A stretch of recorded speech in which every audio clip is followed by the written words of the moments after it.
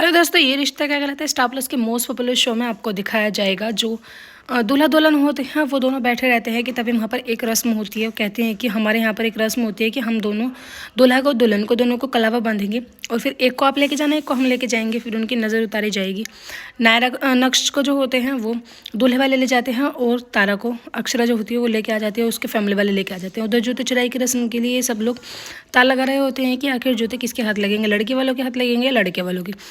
तारा जो होती हैं वो आगे बैठ जाती हैं। अक्षर उन्हें समझाती हैं, कहती हैं कि जब हम दुल्हन बन के उस घर में गए थे सबने हमें बहुत ज़्यादा सपोर्ट किया था। अगर आपके मन में कभी भी कोई बात रहे तो किसी से डरना नहीं है, किसी से मतलब कुछ बात नहीं करनी है। सीधा आप घर में किसी से भी कह सकते हो, भाभी माँ से कह सकते हो, छोटी माँ से कह सकते हो, मुझसे कह सकती हो, किसी से भी, लेकिन कभी भी रूठ के अपने दादाजी के घर वापस मत जाना।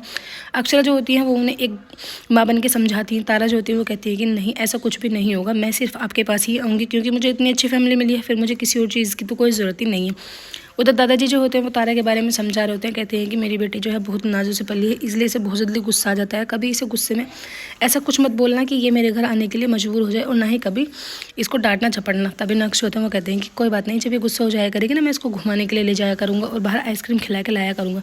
सभी जो होते हैं अपने मन की बात कर रहे होते हैं कि तभी प्रीति को पता चलता है कि उसके पेपर्स जो हैं वो गायब हो गए हैं। प्रीति के होश उड़ जाते हैं और वो चारों तरफ उन पेपर्स को ही ढूंढ रही होती है, लेकिन वो पेपर्स बार बार नक्श के जेब में होते हैं, बार बार उसकी नज़रों के सामने आ जाते हैं। लेकिन वो बार बार पढ़ने की कोशिश करते हैं, कोई ना कोई अड़चन बीच में आ ही जाती है, वो उन सही से उन्हें पढ़ नहीं पाते हैं। उधर पंडित जी जो होते हैं वो फेरों के लिए बुलवाते हैं। तारा जो होती है वो फेरों की रस्म के लिए फेरों पर चली जाती है। अक्षरा जो होती है वो कहती है कि मैं अपनी होने वाली बहू को खुद अपनी हाथों से अपने मतलब मंडप तक छोड़ के आऊँगी, फिर उसके बाद मेरा बेटा आपका हाथ थामेगा, फिर आप ज़िंदगी भर साथ रहना। सभी जो होते हैं बहुत ज़्यादा खुश होते हैं। इतनी खुशी की घड़ियाँ इस घर में होती हैं क्योंकि नक्श होते हैं वो सभी के प्यारे होते हैं।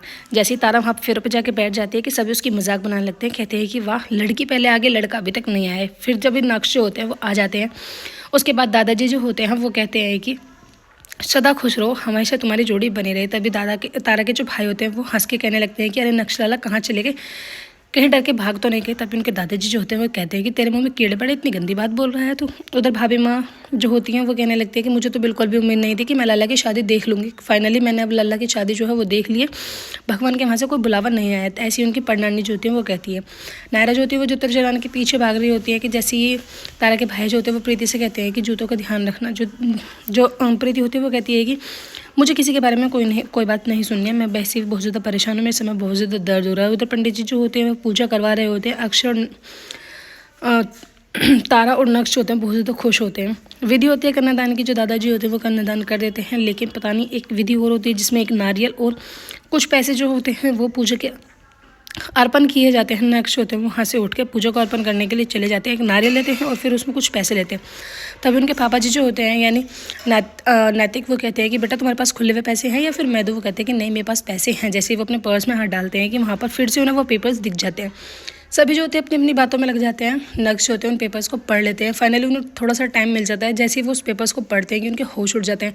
उन्हें इतना गुस्सा आता है कि वो वहाँ पर तारा को कुछ भी नहीं कहते हैं, लेकिन तारा की तरफ को इतनी गंदी निगाहों से वो देख रहे होते हैं कि तारा जो होती है उसके होश उड़ जाते हैं। कहते हैं कि पापा मुझे अभी तारा से कुछ बात करनी है। सभी जो होते हैं वो कहते हैं कि पहले एक बारी फेरे हो जाएं, फिर उसके बाद तुम बात कर लेना। अक्षरा जो होती है बात को संभालने की कोशिश करते हैं, लेकिन बात इतनी बिगड़ जाती है कि डुगू जो होते हैं वो कहने लगते हैं कि तारा तुम हमारे साथ चल रही हो या फिर हम जाएं। तभी तारा जो होती है वो घबरा जाती है क्योंकि उन्हें पता चल जाता है कि कहीं ना कहीं उन पेपर्स की जो सच्चाई है वो सामने आ गई है। तारा जो होती है वो कहते हैं कि रुको हम आ रहे हैं, लेकिन तारा की आंखों में इतने आंसू होते हैं। दादाजी जो होते हैं वो नक्श से कहते हैं कि लला हमसे कोई गलती हो गई हो तो प्लीज़ हमें बताओ, हम तुम्हारे पैर पकड़ने के लिए तैयार हैं, हम तुम्हारे आगे नतमस्तक खड़े हैं। लेकिन तारा जो होती है वो कहती है कि दादाजी ऐसी कोई बात नहीं हुई है, बस अब 5-10 मिनट रुक जाइए, हम अभी बात करके आते हैं। प्रीति को सब चीज़ पता होती है लेकिन वो किसी को नहीं बताती है।